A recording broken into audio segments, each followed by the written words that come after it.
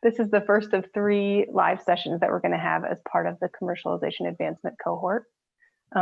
Rafe Steinhauer is leading this first one, and he'll be talking to you a little bit later on. The first thing that we're going to do is Karen is going to give you a little bit of background on what TREAT is and how we got to here, just for a little bit of context for you. So go ahead, Karen. Thanks, Angela. Welcome everyone to the Commercialization Advancement Cohort live session. Thank you all for joining us today. I'm Karen Page. I'm the program administrator for both the TREAT program and for the Simbex Commercialization Services. And as we begin the second unit of the cohort, I want to thank everyone on behalf of all the instructors for their participation thus far. We've enjoyed getting to know you through the slides you prepared and also through your comments on the classroom stream. So I just want to give a brief introduction to TREAT and to Simbex for those of you who may not be familiar with us. Simbex is a product development company that started in 2000, and we started off in a manner similar to many of you. We were developing our own products and trying to piece together all of the steps, the many steps involved in bringing a medical device to market, particularly in the areas of rehabilitation, injury prevention, and mobility, where there hasn't historically been a big return on investment. But from early on, we were developing products funded through the SBIR STTR program. And this caught the attention of NIH, who approached us and asked us to put together a center for educating and assisting innovators in the commercialization process. And that program became the Center for Translation of Engineering Advances in Technology, or TREAT. And in addition to TREAT, we also led an FDA-funded commercialization center called the New England Pediatric Device Consortium, or NEPDC. And we also lend our medical device development expertise to the NIH-funded Driven Accelerator. So TREAT is funded through the National Institutes of Health Medical Rehabilitation Research Resource Network, or the MR3 network.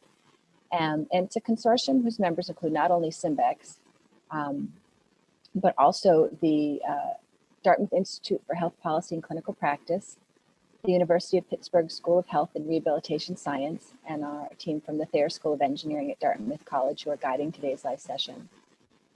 And through the 10 years of the TREAT grant, we've developed processes and tools that we use to guide the innovators in our program through our commercialization methodology. But unlike other types of entrepreneurship or accelerator type programs that focus on one area, such as customer discovery or developing a pitch deck, the TREAT program reflects Simbex's holistic approach to understanding how the business model integrates with clinical workflow and how that informs technology development. And we were really able to hone that process of working one-on-one with innovators to not only understand, but to undertake the steps of bringing a product to market. So it was a natural progression as we moved away from grant funding towards sustainability to add commercialization consultation to Simbex's already robust product development consulting services. So we've been doing this for a long time, and we have firsthand knowledge of all the struggles involved in product development, and we encourage you to reach out to us to learn more, and to your fellow cohort members, and to interact and network and take advantage of all the resources available to you. Thanks so much for the intro. I'm Rafe Steinhauer. I'm a visiting assistant professor at the Thayer School of Engineering at Dartmouth College. I feel it's design thinking and human-centered design, and occasionally that overlaps with entrepreneurship and education and some other things. And I'm really grateful to be invited here to facilitate a session today on how entrepreneurs think. And next week we'll do how designers think, and then maybe tie it all together in the third synchronous session. So we're going to do a little case discussion. I've got a prompt teed up for discussion. We'll go into 3 breakout rooms, so there's a chance to meet a couple more people in more depth than the quick Zoom chat intro. And then I have a little presentation on a field of research and education called Effectuation. And then we have a short stakeholder mapping exercise at the end and talk about next steps. So in a second, I'm going to split everybody up into 3 breakout rooms. You'll get a chance to introduce yourself verbally. And then there's a case study on the next page, which I'm going to read, but I'll also drop it in the chat, so you don't have to cram in all your understanding of the case as I'm speaking it through. What I would like to do after 10 minutes is to bring all 3 groups back and have one representative from each group write a a 3 to 4 sentence response to the prompt. So here's the prompt you're going to be discussing. I'll just read this. So imagine you are an aspiring biotech entrepreneur in the wearable space, taking your seat on a crowded pre-COVID flight. You're on your way for a vacation, but you've been thinking a lot recently about how you are going to raise the $50,000 to fund the production of a small batch of 250 devices that might serve as a proof of concept for your technology and therefore also your company. As you are getting settled, you notice that the passenger next to you begins reading a book titled Wearable Technology, Discover 20 Trends in Interactive Yada, Yada, Yada, Yada, Yada. Amazed at the coincidence, you ask her what has led her to read this book, and she replies, I'm an early stage investor in biomedical startups. I'm exploring wearables as a possible new investment space. Why did you ask me why I'm reading this book? So your prompt is to discuss what would you say next and why. So prepare 3 to 4 sentences that includes both, what would you say next in reply to your roommate?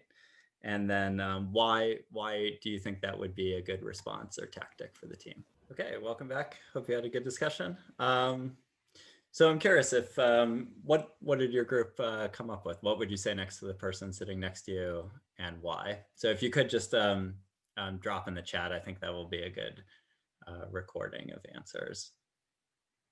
So today's topic is how do entrepreneurs think?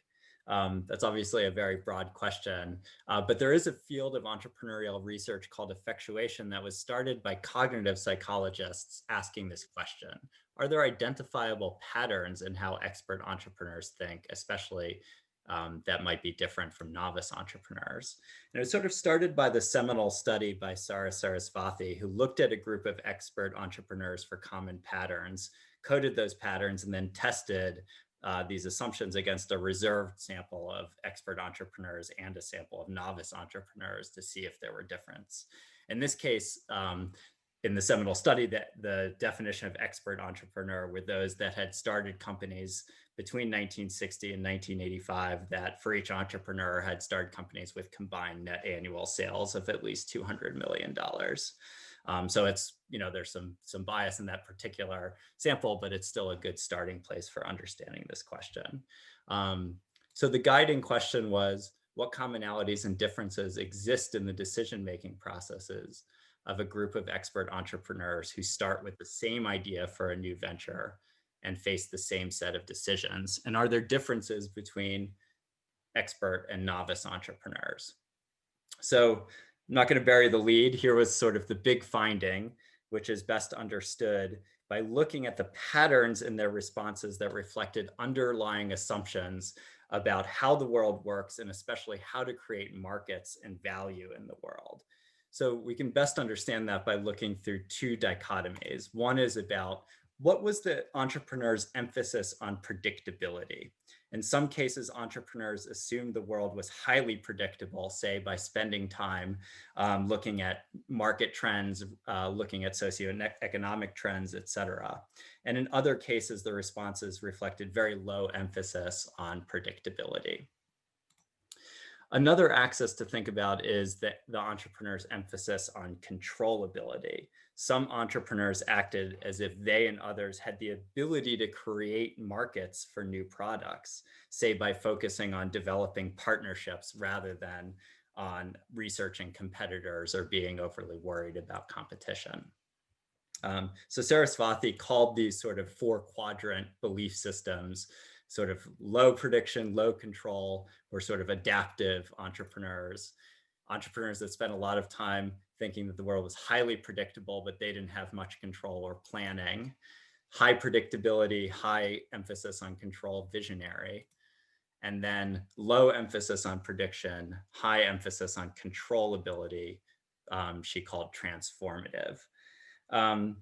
So what do you think? What quadrant do you think the expert entrepreneurs tended to be in? It wasn't uniform, but there was statistical significance. What quadrant do you think expert entrepreneurs tended to be in? So you can drop in the chat, or you can direct message me if you don't want to reply to the whole group. Do you think expert entrepreneurs tended to be adaptive, planning, visionary, or transformative?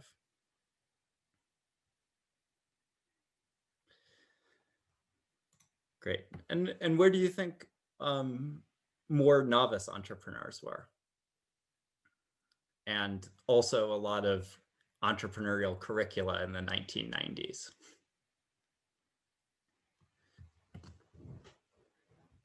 So interestingly, across the axis that I think was less obvious, the group, your instincts were spot on.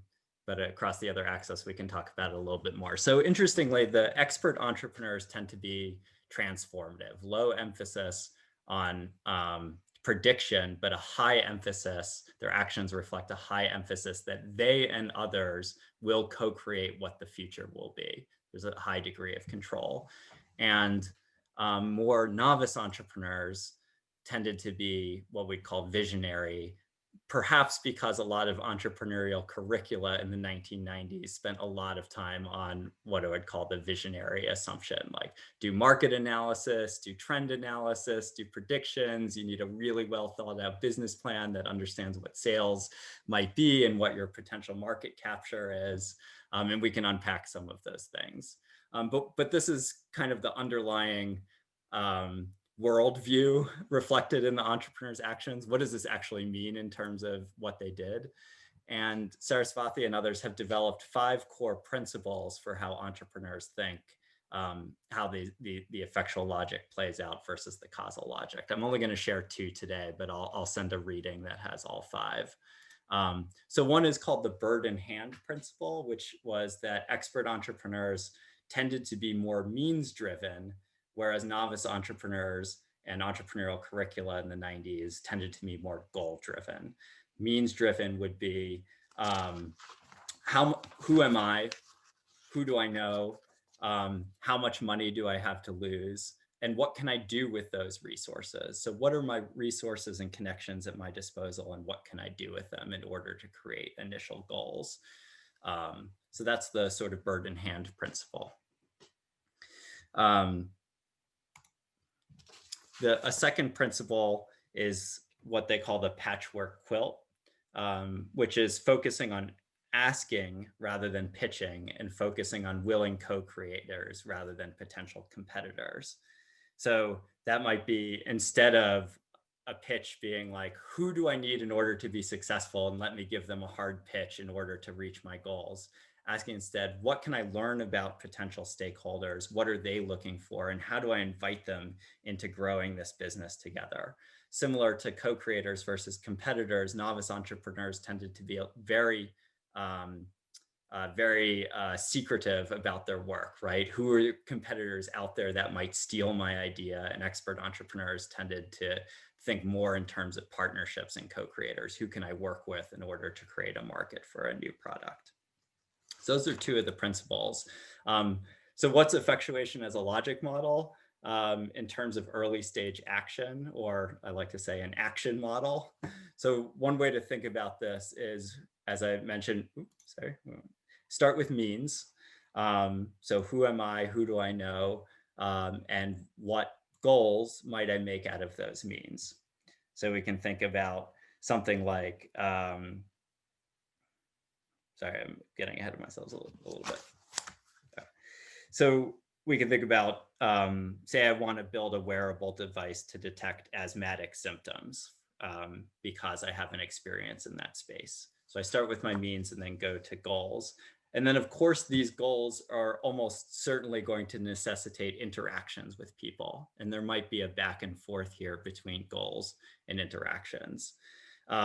So say I'm going to do customer discovery interviews to understand what the demonstrated health outcomes need to be for a doctor in order to recommend my device. So I have this interaction with a doctor, and that results in new goals for what I might want the technology to do. Or I have an interaction with an investor, try to understand how they invest in companies. That results in new goals for how I might think about showing or demonstrating a viable business model.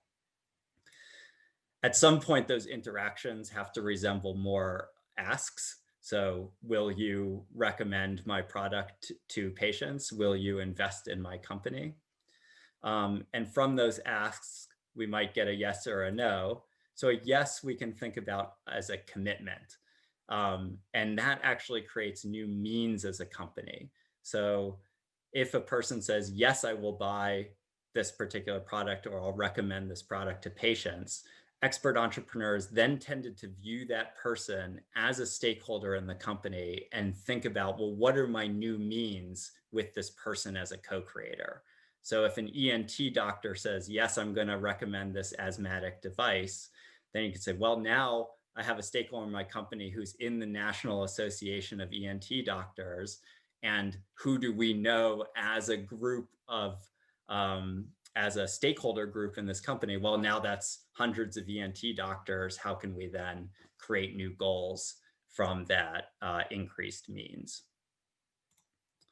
If you get a no, one way that expert entrepreneurs could think about that is then ask the question, well, what would make you want to fill in the blank? So what would make you want to be a stakeholder in this company? What would make you want to recommend this device to patients? What would make you want to invest in this company? And then the person might say, well, I really need to see this, this, and this, and this. And not only does that create new goals for you to think, okay, well, how can I make it that inexpensive, or how can I make it that effective? But it also creates a psychological pre-commitment on that person's behalf. If you ask an investor, what would make you want to invest in this company? And they say, listen, I want to see, I would want to see at least $50,000 in sales first before in this particular technology. Then you say, well, great, I'm not there yet.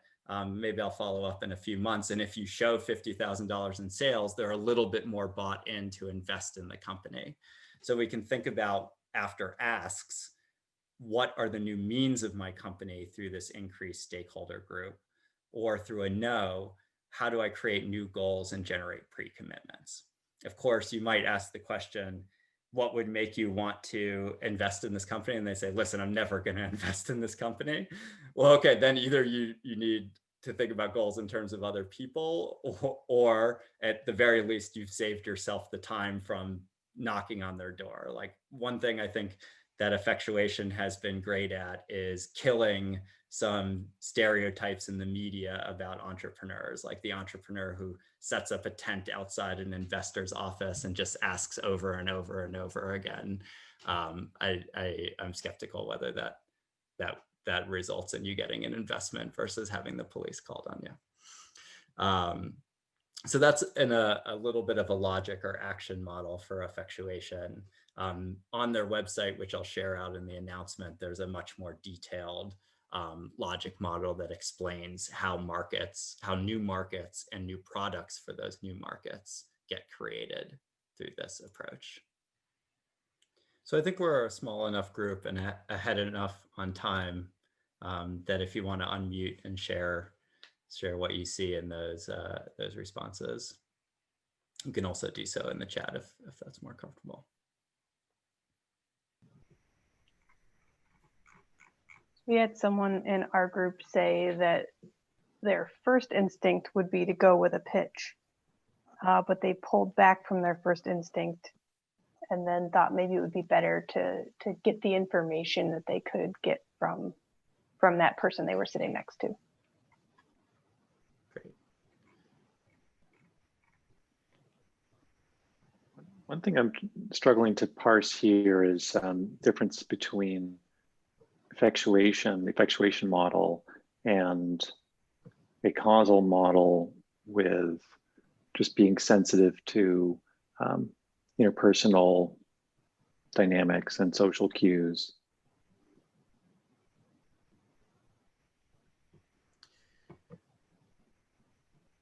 So go ahead, Irene. No, I was going to say I agree with that, because you can't take a template and impose it on every situation. Yeah, I think it's a great question, right? One, I think the pitching model isn't really high on emotional intelligence anyway, but then to replace it in with, okay, I'm going to follow this process, which isn't pitching, but is asking and learning, still also feels a bit extractive and not so human.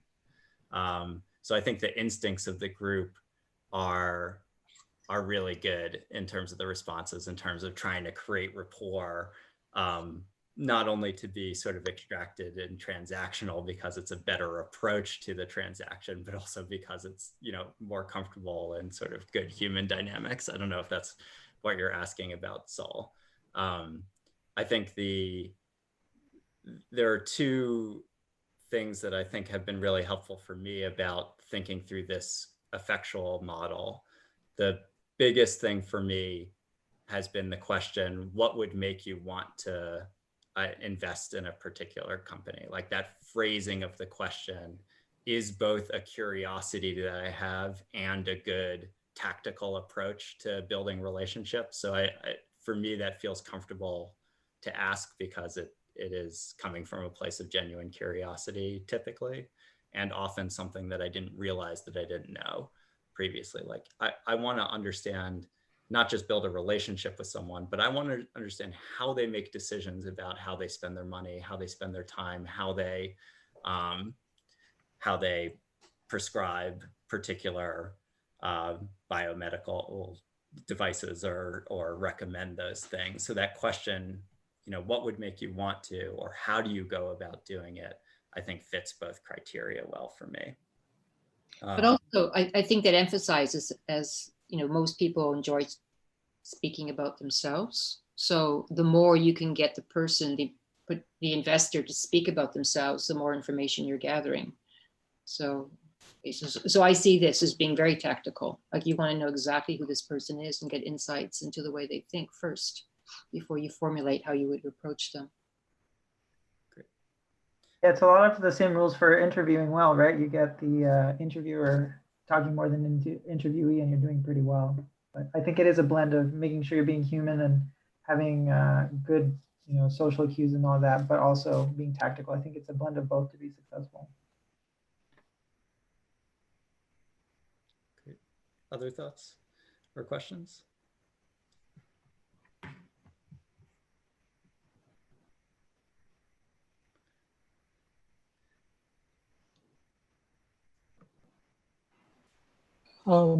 Maybe this is sort of interesting way that it might fit in there. So Charmaine in our group, I think, brought up an interesting point where her company is very mission driven. And so part of her inquiry was finding, I guess, the alignment, which I guess is, you know, fits in a way with this model, but it's a little bit more, I guess, in a way, lining up with that traditional pitch, because you're kind of finding, you're imposing a little bit of your direction on it rather than necessarily kind of seeing how they would fit. So how do you think you sort of balance where you have a mission driven approach, or you have an approach in mind that's not as flexible with sort of asking how they can fit within your company? How do you stay sort of, you don't want to bend too much, if that makes any sense?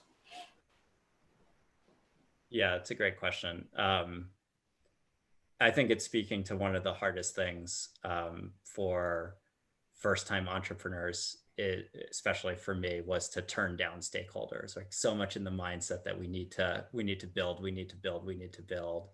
And I think what you're asking about brings up this really important point, that a lot of times it's easier to find people to work with than it is to tell people you don't want to work with them anymore. So I think being really careful about value alignment is a great point to be made. Thanks. What do others think? Yeah, no, I agree. Back to my sort of interview, job interview sort of analog is that, you know, it has to be a good match for both parties, you know, the interviewee and the interviewer. You have to align in order for the relationship to work, especially, you know, a business relationship. I mean, I think it blends really nicely with this model, in the sense of, if you seek to understand who they are and how they think, you'll be able better determine whether you want to make an ask of them or not down the road, as opposed to, oh, you're an investor. I mean, all of the group's answers were good. When I did a similar workshop a few years ago with undergrads, it was a little bit more mixed in terms of hard pitching and asking. But the challenge with the hard pitch too is you might get a yes. You might say, which is somewhat unlikely to happen, but if it happens, you might run into a lot of problems if you don't do the learning about the person and deciding whether or not you do want to create something together. So, other questions or thoughts? I know inside, so I'm running my own company, but when I wasn't and I was product line manager, oftentimes the conversation went towards your pitch is internal. It's to management, because if you don't have managerial support, you're kind of done. You might as well, because they'll be your worst enemy trying to move the project forward, that type of thing. Any thoughts, comments on that?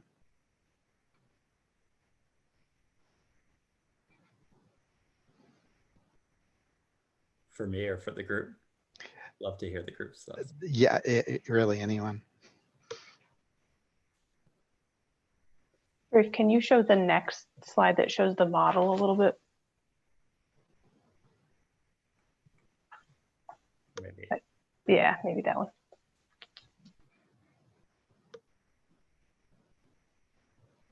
I think that falls into the interactions informing goals category.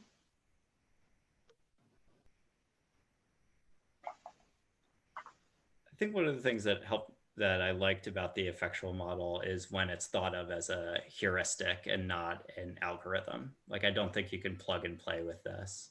But I think it got me thinking, especially when I was going from the first company to the second company, and what I did wrong was, how am I spending my time and why? I think this might speak a little bit to the internal, like if there are number of people in the company and you have to pitch each other on what you do, this might speak to that question, Marty, is how are we spending our time? Are we spending our time developing pitches, doing market research, operating under a predictive model? Or are we spending our time thinking about how are we growing a network of stakeholders and a network of stakeholders with thoughtful intention and value alignment? And I can see a lot of difference between my first company and my second company in terms of if I were to do an analysis of how we spent our time and could have spent our time better. So I think that might speak a little bit to the internal decision making.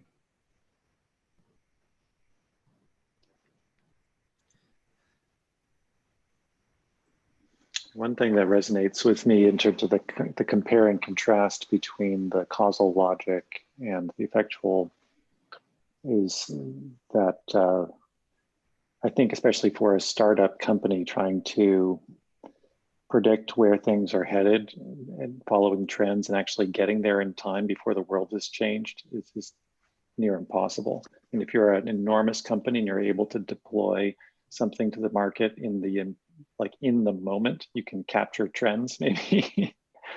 But I don't think that that's the way people actually get started successfully. So I think the focus on the transformative focus, the focus on creating something, creating new markets, creating new opportunities, makes you a little bit more robust to the very rapidly changing world we live in.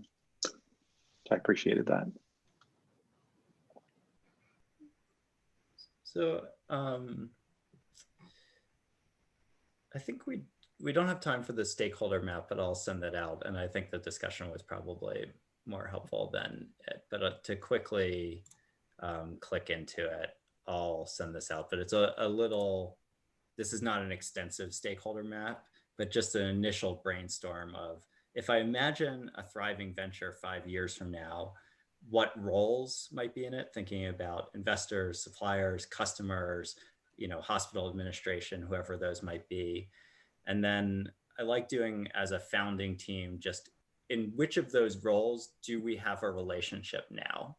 So, and filling in for the yellow sticky notes. Yes, we know someone there. We know an ENT doctor. We know a potential user, who has this particular need for a wearable device in the space. No, we don't know a regulator or someone who is knowledgeable in regulation or knowledgeable in IP. And that is a little bit of a means assessment now in terms of what are your current means in terms of relationships. and then thinking about which stakeholders you're going to do the discovery of, starting with the people that you know, and getting a sense of how would they be involved in the company, and especially if they were added to the company, what, added to the company as a stakeholder, what new means, especially in terms of relationships, would that create. So for the next time, I think, Angela, correct me if I'm wrong, but everybody is doing one stakeholder or customer discovery in the week 2 assignment, or the assignment number 2, and then another one in the assignment number 3. Yeah, actually, they're both in assignment 2, but you only have to get one done during the time period of assignment 2. I'd love you to get more than one done throughout the course of the cohort. And particularly, we'd like you to get 2 done by the time we have our next live session, so that we can use those for the activity in the session. Great. So, so in addition to doing those, and this might be in the assignment, I especially want you to prepare, would love for everyone to prepare one how question. How do you currently fill in the blank? So for a user, it might be, how do you currently keep track of your blood sugar? And then follow up with lots of why questions. If it's an potential investor, how do you choose companies in which to invest? Doctor who might prescribe your product, how do you decide which medical devices to prescribe? And then for each of these, follow up why. Really try to develop an ability to visualize how they currently make decisions that is most related to how they would be involved in your company. So we are just about at time. I have, I'll stick around. I'm going to end the recording, but I'll stick around on the Zoom chat if you want to talk more or chat more. But thank you for taking it, for doing the case scenario and listening and asking great questions. I'm excited for the fall.